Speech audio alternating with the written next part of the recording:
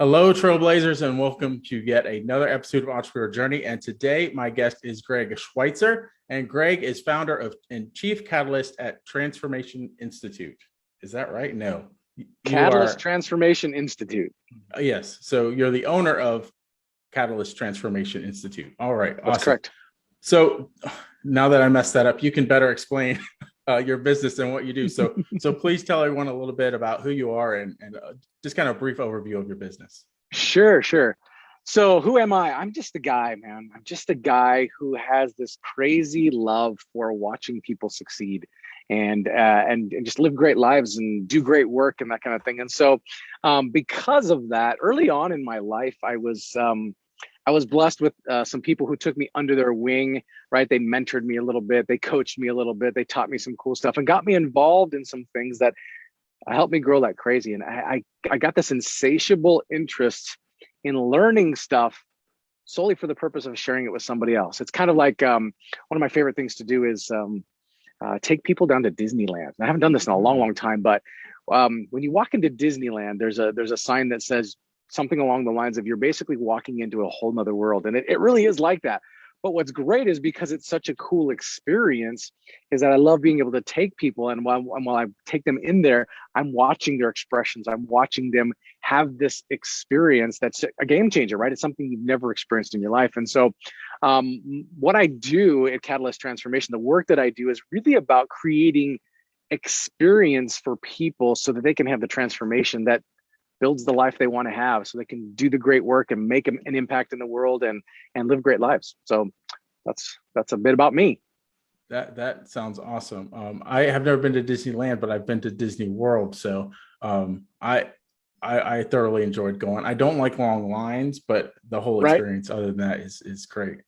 Yeah. I always found myself going at times of the year where there was a lot less people there, a lot less. Yeah. Don't go Yeah, on holiday weekends. Don't go in the middle of the exactly. summer. Yep. Early December is good Yeah. for sure. Okay. So just a few more questions just to kind of get you know you a little bit. Yeah, sure. If you could be famous for only one thing, what would that be? Man, you know what? It's funny because you shared this question with me before we got started here. And I looked at it. And the first thing that came to my mind was, I have no interest in being famous. I really don't. I don't mind being known, right? And as a guy in the marketing space, and of course, I'm always coaching businesses and to help them to be known enough to be able to make a living and do well at what they do. I don't mind being known. I have no interest in being famous.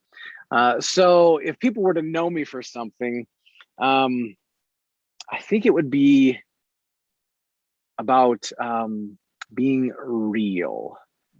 Being real. And what I mean by real, that's just the best the opposite word of famous. Right. Yeah, right. Totally the opposite of famous. I think what's interesting about it though is that that's the best word I can find for just there's an authenticity that I feel like I've spent enough of my years with the imposter syndrome, being a poser, doing all those kinds of things and trying all this kind of stuff. It doesn't mean that the things in and of themselves were bad. It was just my attitude around it. Constantly feeling like I had to become enough or something like that. And when I just let all that stuff go, man, and be real, people appreciate that so much more. It's just, I think we don't have to worry about puckering around other people and posing and all that kind of stuff. And so we can have real experiences with each other. So I guess that would be it, man, if I had to be famous. I love it. Yeah, I'm all about the authenticity. Like nothing builds relationships better than breaking through that fabricated wall, so to speak, Absolutely. Well, even in So- even in the space of business, since you and I work both in this space, I think it's fascinating that words have become popular like hustle, right, and those kinds of things. And it's like it sounds kind of sexy at first, but reality is there are times where it makes sense for us to not work. It makes sense for us to just turn it all off. It makes sense for us to go, hey, you know what? This is friggin' hard sometimes, man. I mean, I don't have it all together. I'm not like every moment of my day like killing it, that kind of thing, man. And so, quite honestly, most of the growth that makes us as great as we can be comes from the hardship and how we handle that, right? So character development, that kind of stuff. So that's kind of what I mean by being real, if you will. Yeah. And you mentioned hustle. It's funny because I just visited my best friend and he's all about the grind. He just keeps talking about the grind. I'm like, it's not all about the grind. So we had a little debate over that. Yes, there's a time to work hard and go Absolutely. forward, but you grind so much that you burn out. That's not the way to go. Exactly. I mean, you got a sign behind you there that says dreams don't work unless you do. Yeah, you got to do Yeah. the work, Hmm. but you don't have to do the work 24/7. And quite honestly, um, linguistically, when you look at language, words mean different things to different people. And if the word hustle or grind helps somebody to get up and do what they need to do, great. But if the word hustle or grind makes you feel like you're going to throw up, or you feel like you're going to work yourself to death, sort of thing, then maybe you need to find a new definition. Yeah, yeah, yeah. Right. Totally get it. So Yep. yeah, I want everybody to that I come in contact with to win, Hmm. but winning, we can thwart our winning by overdoing. So Yeah, you got to watch what you sacrifice on your way to winning, right? that's it, man. That's it. It's about what is it worth it, that Right. kind of thing. Hmm. So what's it worth? Man, this was just a getting to know you question, and boom, just value drops right away. Jumping right in here, jumping right in. So maybe something that won't go as deep. What's your favorite thing about living in Idaho? What's funny is I was raised here in Idaho. So I was born in California. Okay, my parents moved up here into Idaho when I was like 4 or 5. Okay, so I was raised here. The only other places I've really lived is Eastern Oregon, which is basically just across the Idaho border, while I was going to college. And then I lived in Nashville, Tennessee for a time, which was a cool place, by the way. Hmm.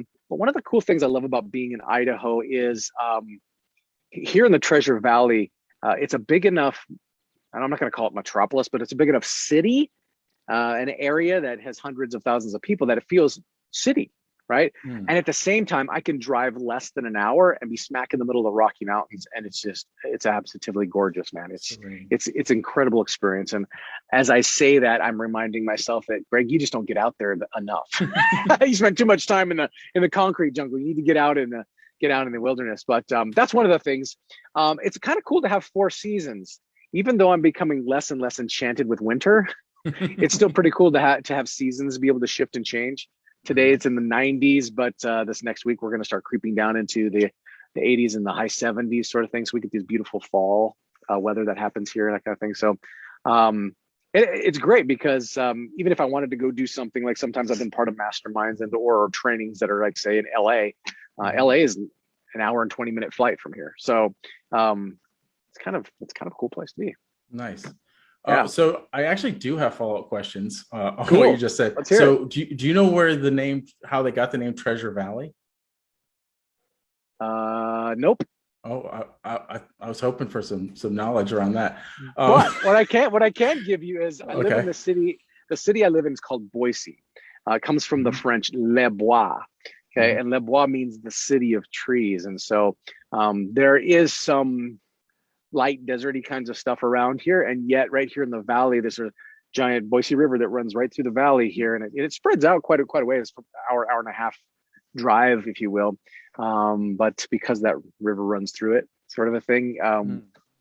There's been a lot of trees in the area, and so that's why they named this city. French settlers, named it Les Bois. So there you go. Nice.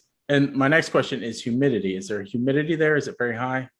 It's really pretty dry here, actually. Oh, nice. We get a slight humidity, but just enough to keep you from shriveling up and dying, sort of a thing. Right. But yeah, it's fairly dry climate here. I wouldn't say desert per se, but it's dry.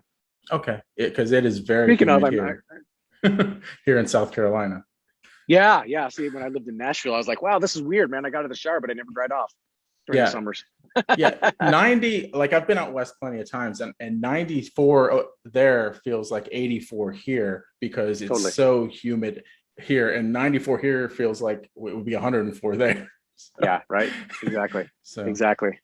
Yeah, and actually here in the Northwest, we've had literally the hottest summer on record. We had a month, maybe 5 weeks or more, where it was 100+ degrees every day. wow, It was insane. it didn't even get that hot here. Man, Wow. it was crazy here. So anyway, it's kind of dry now. Nice. So I know you're an avid reader. What book are you reading right now, and why are you reading it? Great question. This is I love this question because it makes me laugh each time, because I think I have an addiction. My wife would tell you I do. I have and have purchased more books than I feel like I can get through. Right. So I've literally been through hundreds and hundreds of books, but at the same time, and this is not a joke, I probably have close to 300 books I've purchased and I haven't yet got to yet. Wow. Wow. I know. It's kind of a sickness.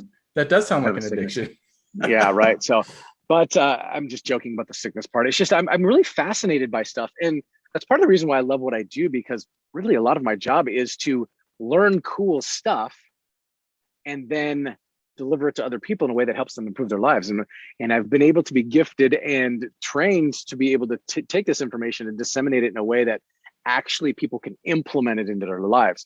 It's one thing to read a book and know the information, but information is useless, right? Knowledge is not power.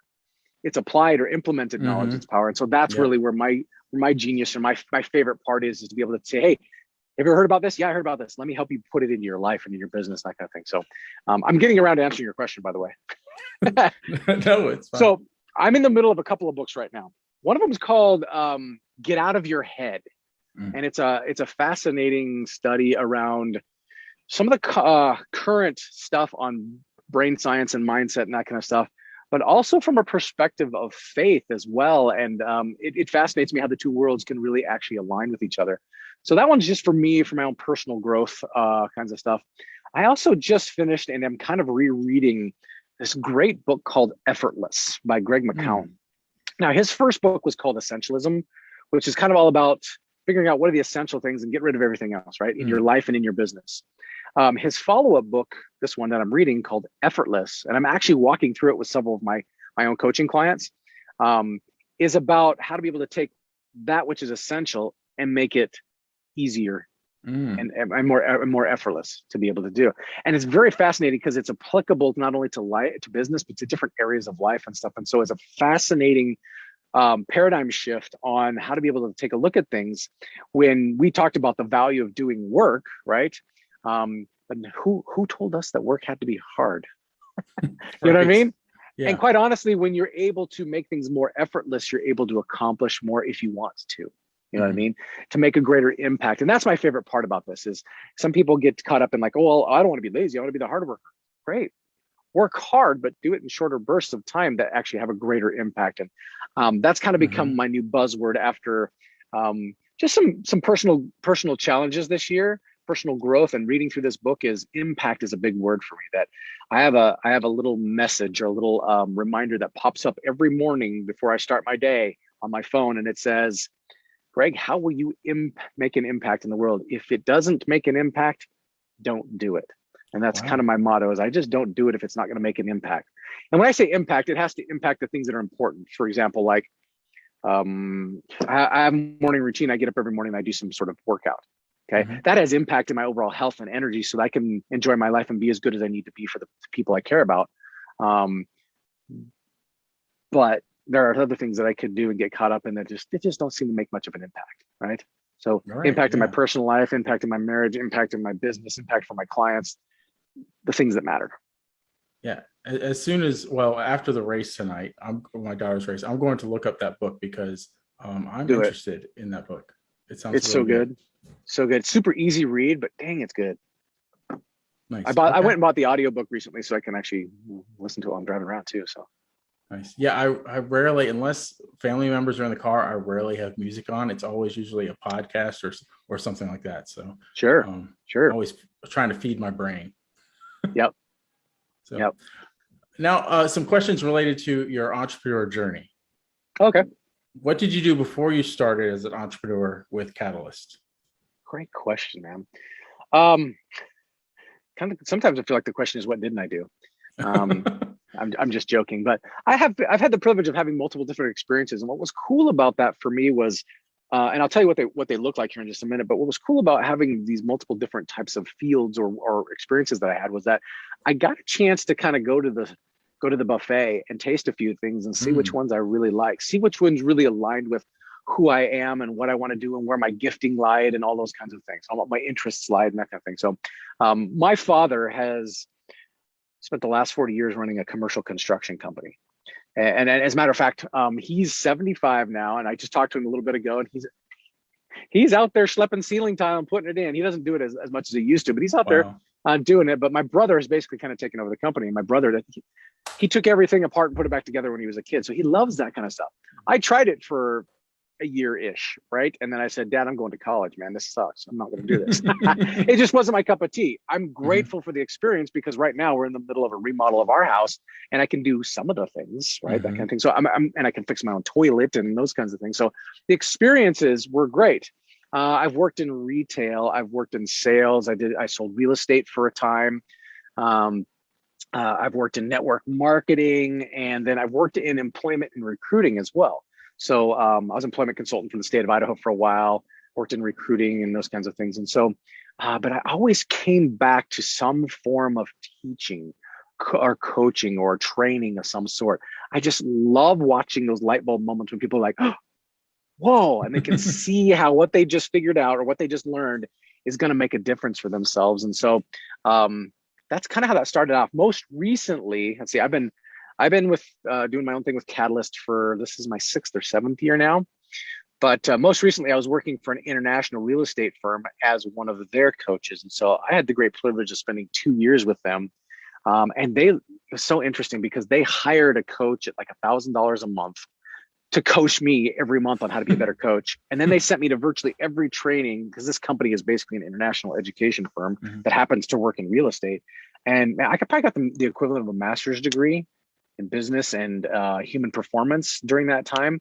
And so, but I was coaching real estate businesses, Okay. teams and brokerages and agents, that kind of stuff. And since then, I also worked with people in the mortgage industry and all sorts of stuff too. So that's kind of been the path is that I did a little bit of that for a while and then I got away from it and just those worlds kind of came back together and the whole training, coaching, teaching of some sort, man, is just my thing. I love it.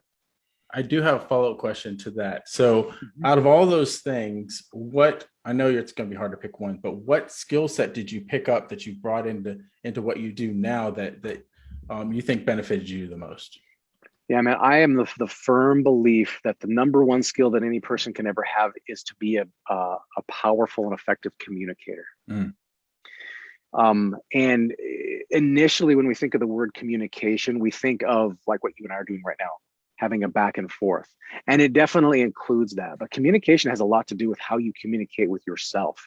And sometimes it's more challenging to communicate Mm. with yourself because when you and I are communicating, we have to use language in order to get points across to each other because we're not mind readers. Right? Most of us don't Right. have that ESP sort of a Right. thing. I can't read minds. But when it's with ourselves, we don't have to actually say words. And so we speak to ourselves in words and we speak to ourselves in pictures, and we speak to ourselves in feelings like Mm. emotions. And those are sometimes the hardest ones is that we're telling ourselves stuff through our emotions, but we're not really recognizing that that's causing a problem or maybe even causing a success that we could rinse and repeat. And so I have just found that over time, becoming better at communicating, I can articulate myself better.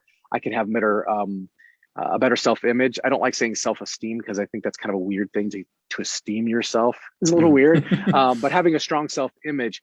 But then I was also able to accept and elevate other people through this. I can communicate in sales and negotiation practices, you name it. Build rapport with people, have a lot of great relationships and those kinds of things. And so, if you look statistically at one of the things that is the greatest contributor to happiness is personal relationships. Mm. Yeah. Mhm. Friendships, familial relationships, even business relationships. And if you can't communicate, your relationships are going to suck. That's true. So That's very true. that's what I would say is that out of all the things that I've done, because I've done everything from working solo by myself in a role to working with a few people to working with hundreds of people. And in the midst of all that, communication seemed to be the one thread that actually served me the best. Nice, nice.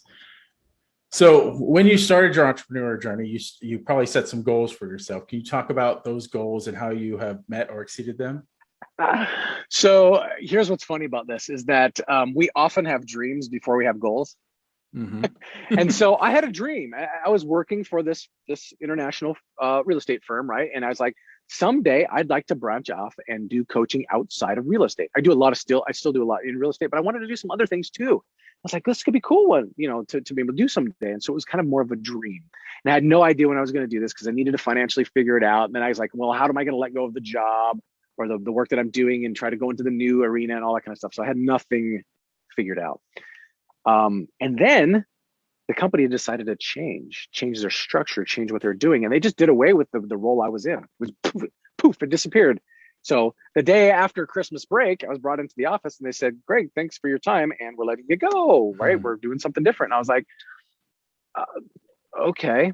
And in the past, when I've lost a job for layoffs or whatever reason it is, I go home and I tell my wife, and I had this kind of bummer, so let's figure it out kind of thing. I didn't even tell my wife for 4 days because I was kind of in shock, and I was like, okay, I don't want to freak them out. I'm not really sure what's next. And my wife, who doesn't really love change like that, when I finally told, yeah, right. When I finally told her, it was fascinating because she looked at me and she goes, well, maybe this is a blessing, Greg, because you kind of wanted to do your own thing for a while. And I was like, what did you just say?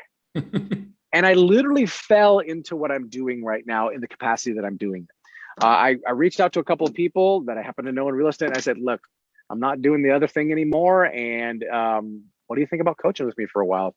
And it was just a way for me to pay the bills till I figured out what I was doing next. I had enough people be interested enough that I could pay the bills for a while. And then it kind of rolled into like, hey, this is what I do.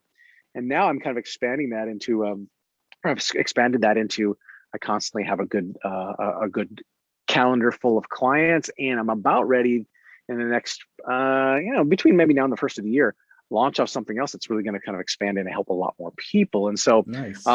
As far as answering your question about the goals, initially there was no goal. It was just kind of like, okay, so what do I do next to make sure my family eats and that kind of thing. Then the goal started to come. And what has happened over time is that I have actually developed a model. It's kind of like a model of models, if you will, that I coach and teach and train for, that I've tested over the years, that has become so powerful in helping people be able to have, do, and be what they want. That I wanted to be able to use that, and it was going to become the source of all the content I wanted to be able to develop. So this is why I'm pivoting this year into this new thing where there'll be so much more available from me, and I'm really excited about what that's going to look like. But that's become the fruition of a lot of the goals. I would say the other thing is too, is I had a 20 plus year goal.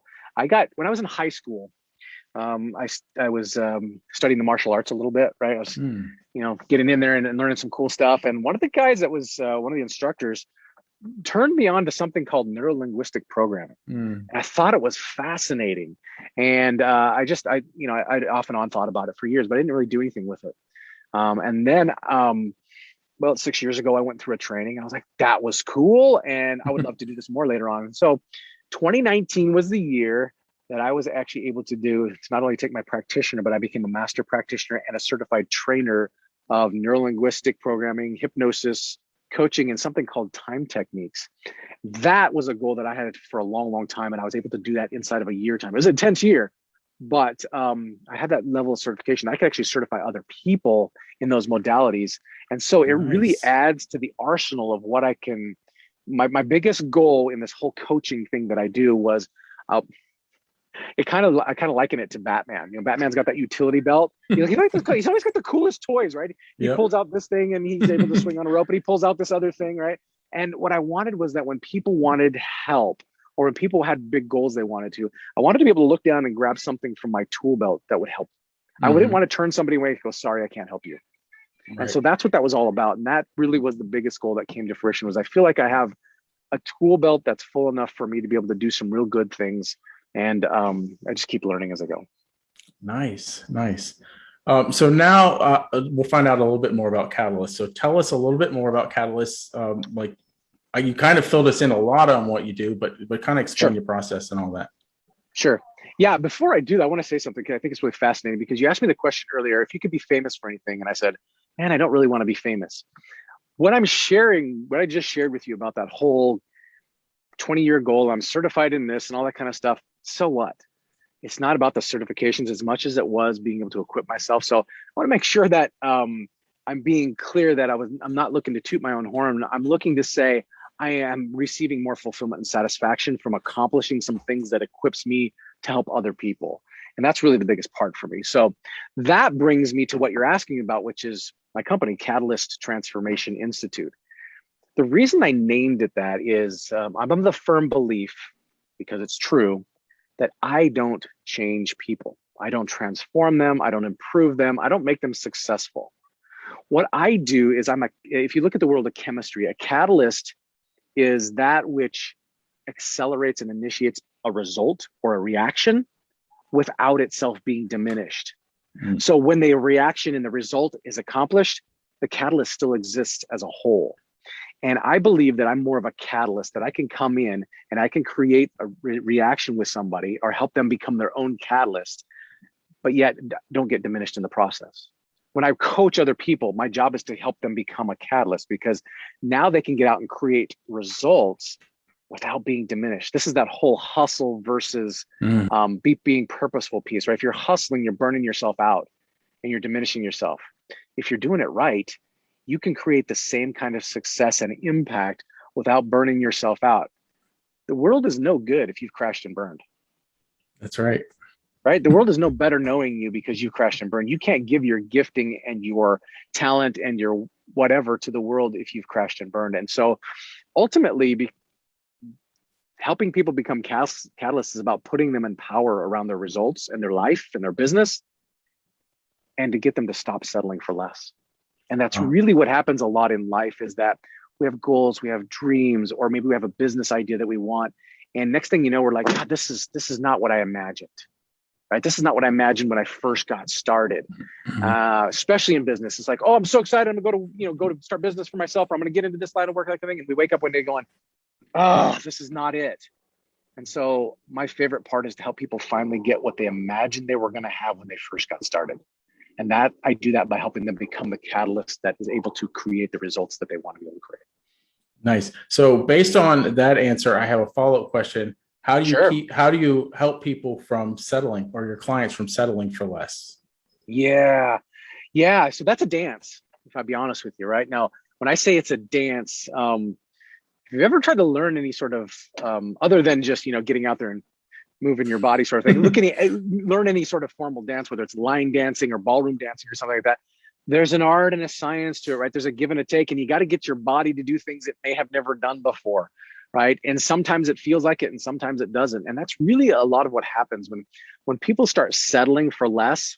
What has really happened is they've stopped believing that something was possible. I have a phrase that I tell people. It's a mantra or a maxim that I believe in, a catalyst maxim that says, people don't allow themselves to desire what they don't believe can transpire. Oh, I love that. When people stop desiring, when people stop believing something is possible, they begin the process of settling, and settling is contagious. It starts bleeding into other areas of your life. And so part of the work is reawakening the ability to dream, the ability to desire in people, right? And get them dreaming, like, wave a magic wand, like to the point where you're drooling over it. You know what I mean? Okay, that kind of a thing. And once that's alivened in people, it's that kind of inspiration that leads to motivation. People are unmotivated if they don't believe their dreams can come true.